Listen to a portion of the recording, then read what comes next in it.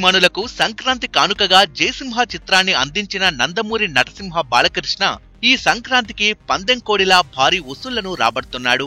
K S Ravikumar దర్శకత్వంలో బాలయ్య 102వ చిత్రంగా రూపొందిన జయసింహ చిత్రం ఈ నెల 12న ప్రపంచవ్యాప్తంగా విడుదలైంది.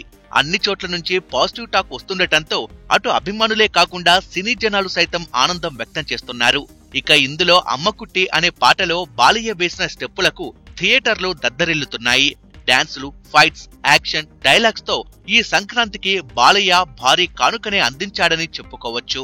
ఇక యుఎస్ఏలో కేవలం 84 లొకేషన్లలో మాత్రమే రిలీజ్ అయిన ఈ చిత్రం గురువారం ప్రివ్యూస్ 68.35 లక్షల రూపాయల కలెక్షన్లను వసూలు చేసినట్లుగా ప్రముఖ బాలీవుడ్ సినీ విశ్లేషకుడు తరణ్ ఆదర్శ్ తన ట్విట్టర్ అకౌంట్ ద్వారా ప్రకటించారు.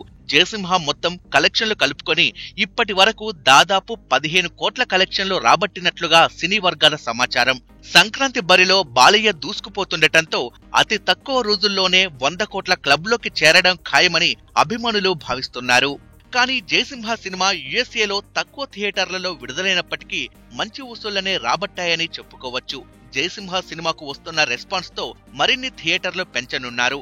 బాలయ్య నట విశ్వరూపం ప్రదర్శించిన జయసింహ చిత్రంలో నయనతార, ప్రకాష్ రాజ్ ప్రధాన పాత్రలలో నటించగా హరిప్రియ, నటాషా దోషి ముఖ్య పాత్రలలో నటించారు.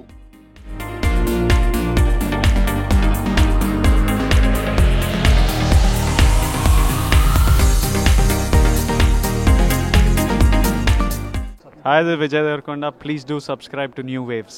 ఇలాంటి మరిన్ని మంచి వీడియోలు కావాలని కోరుకుంటున్నారా? అయితే పక్కనే ఉన్న గంట సింబల్ను క్లిక్ చేయండి. అలాగే సబ్స్క్రైబ్ చేయండి.